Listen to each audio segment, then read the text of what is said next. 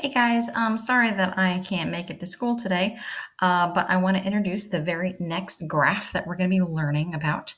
So we just finished up learning about the PPF curve, which shows production. The next graph we're going to talk about is supply and demand, which is like the meat and potatoes of economics. It's what it's all about. Everything else is kind of like a side dish, while supply and demand is like the main course.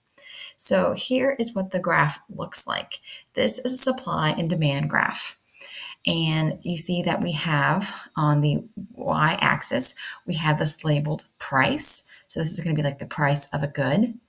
On the x-axis, we have the letter Q. This stands for quantity. So today, since we're just learning about this graph for the first time, I want you to actually write out the word quantity. The supply curve is this upward sloping line labeled S for supply. This curve down here that's facing downwards, that's going down, this is demand. Where they intersect is a point we call equilibrium. So what this graph illustrates is the supply and demand of a single product. So this might show you the supply and demand of, Coca-Cola, or the supply and demand of a new car, or the supply and demand of a piece of paper. And also shows you the equilibrium price. So from this intersection, from this point where they intersect, you like dot, dot, dot, dot, dot, all the way over to the y-axis. This is the equilibrium price of that product. That means like that's the price where it should be. And then if you go down to the x-axis from your equilibrium point, you're going to get dot, dot, dot, dot, dot, the equilibrium quantity. So this is like this price, this point is where both consumer and producer are happy. Like everyone's satisfied at this price level. They sell their item for the price that they want, they get the money that they want, and consumers get the product that they want at a price that they're willing and able to pay. So this is the graph total, like it is a finished looking supply and demand graph. But for the next couple of days, we're just going to be looking at the demand curve. And then for a couple of days, we're going to be looking at the supply curve only. And then closer to our next test, we'll be putting it all back together to look like supply and demand. So make sure you draw a really nice, pretty picture of price on the y-axis, quantity on the x-axis. Demand is sloped downwards, labeled D. Supply is sloped upwards, labeled S. Where they intersect is our equilibrium. You're going to go boop, boop, boop, boop, boop, all the way to the Y. Label that P1 for equilibrium price 1. And boop, boop, boop, boop, boop, all the way down to the x-axis, labeled Q1 for equilibrium quantity 1. So like I said, let's just focus on the demand curve. So let's say that I'm selling an A. I'm not selling an A, but let's just say I am. And I'm going to make a little T-chart here, and you can make a T-chart like this in your notes. Price, I'm going to label this P for price and Q for quantities. Okay, so let's say that I'm selling an A for $1. All you have to do to get an A is to pay $1. So $1. You know what? Probably most people, if not everyone, would probably buy, $1 or buy an A for $1. So I'd say about like in a class of 30, about 30 people would be raising their hands to buy to buy an A. But I want to make some money, so maybe I'll raise my price to like I don't know, $10. Maybe not everyone thinks like, you know what, I could probably get an A on my own. I don't need to buy it for $10. It seems like a waste of money. So maybe only like 25 people raise their hand. You know what, but I want to make some money. So I'm probably going to raise my price to, let's say, $20. And $20 is now what the price of an A is going to be. And maybe only like 15 people raise their hand here. And then my last price I'm going to say is, okay, I'm going to sell an A for $100. Kind of a big jump there, but I'm breaking ethical rules by charging for an A. So maybe only like 2 people raise their hand. This right here, this little T chart that shows price and quantity, technically this is QD for quantity demanded. That's a D. This right here is called a demand schedule. That is a table that shows the relationship between the price of an item and the quantity demanded of that item. So this right here, this little T chart, hopefully you wrote it in your notes. This is called a demand schedule. So jot that down. A demand schedule is a table that shows the relationship between price and quantity demanded. So these are all points, and I could like graph these points. So if I had a y-axis like such and an x-axis like such, I could put the quantity on the x-axis, Q for quantity. P, price, is going to go on the y-axis. And if I was to graph these points, it would look something like this. So a low price, like everyone, the high quantity, raised their hand. When I raised the price a little bit, then fewer people raised their hand, but still a decent amount.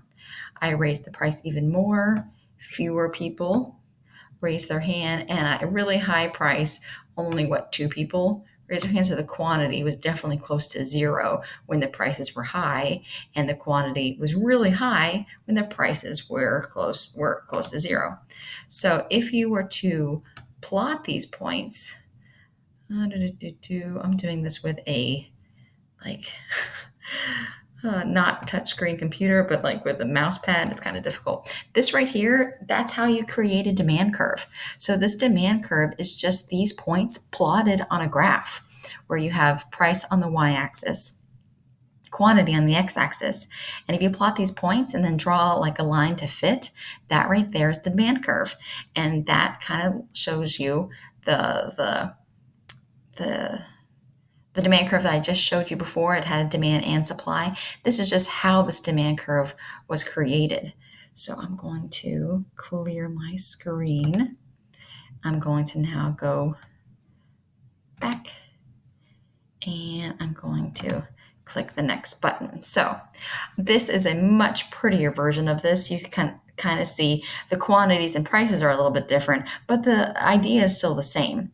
When price goes higher, it starts at $2 and 50 people wanted it. That was the quantity of people that wanted it. Price rose to $4. The quantity demanded fell.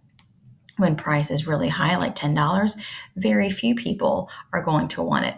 And that right there is the law of demand. And the law of demand states, and I'll try to write it neatly, but the law of demand states that when prices,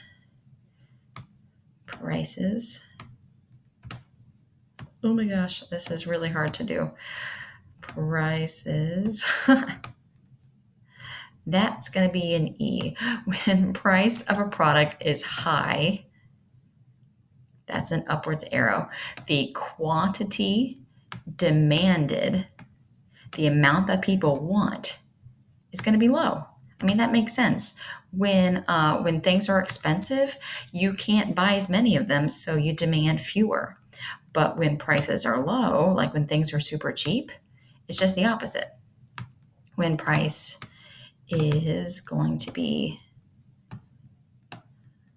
low, let's say $1 for an A, or whatever the case may be, that everyone rose their hand. The quantity of people that demanded that product at really low prices, the quantity demand is going to be really high.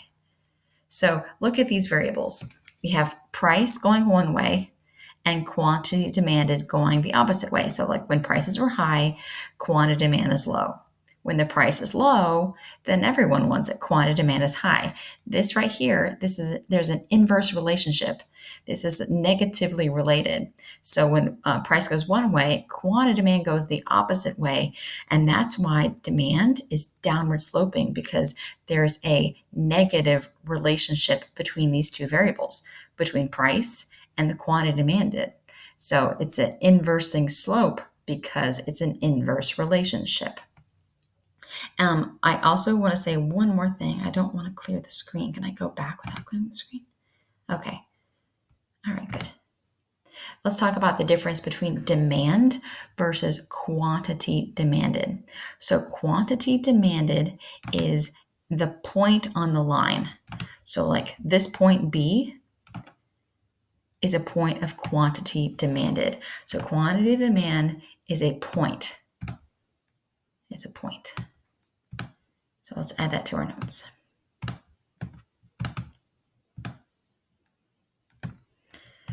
Wow, so like this pink point on my graph, that's a point of quantity demand. This is a point of quantity demand. C is also another point, and D is a point, and so is E. All of these are points on the graph that are quantity demanded. But how's that different than demand?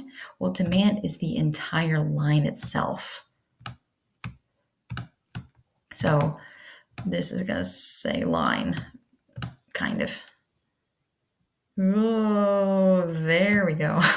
The demand curve is the line itself, like this entire thing. So all of this is going to be demand, while a point on the line is going to be quantity demand. So what does that have to do with anything?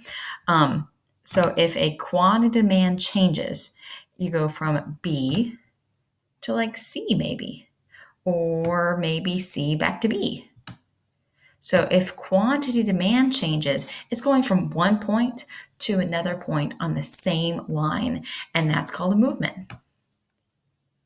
That is called a movement. I wish I had a keyboard to type, but I don't. I just have this weird keyboard thing on my Chromebook. Okay. That says movement. I know that's really hard to read, but movement going from B to C or C to B or any point on the same line is called a movement. And that happens when prices change. So when prices go up or down, when prices go up, you went from C to B, but then when prices go down, maybe you go from B to C. So when prices, that's supposed to be an arrow, by the way. If prices go up or down, then you move from point to point to point. But the entire line, if that were to change, then that would be called a shift. So we talked about this with PPF curves. You know, remember how the entire curve went left or right? Same thing here for shift. Make sure that is a very like obvious F. Okay. When the entire curve goes left or right and there's like a brand new curve, then we will call it like demand shifted or something. So here's like what demand would look like if it shifted. Like it would, the entire curve would go left or right or whatever the case may be. You don't know what shifts demand just yet. We haven't talked about it, but let me tell you what changes quantity demand. What changes quantity demand, we said right here, was a change in price. So I'm not going to be able to write on the screen because I'm running out of space and running out of patience with this little keyboard here. But a change of quantity demand is caused by a change in price, and it's called a movement. So going from point to point is caused by when prices go up or down, and it creates a movement. That's what it's called. So a movement is a change of quantity demand, which is a change from point to point caused by a change of price. A shift is when the entire line goes left or right, and that is a change of demand, but we don't know what shifts the demand curve just yet because that's tomorrow. But I wanted to introduce just the law of demand, which is right here, and then what's the difference between demand and quantity demand. So remember, demand is the entire line. If it were to change, it's going to be called a shift, and a point is called is a quantity demand, and if it were to change, it's called movement, and it's caused by a change in price. So hopefully that is easy to understand. Just demand curve is downward sloping. This is a completely new graph, so it has nothing to do with the PPF curve anymore, where it's kind of switching gears. But we'll be dealing with this for the whole week, so we'll have lots of practice. Okay, have a great day, guys. Bye.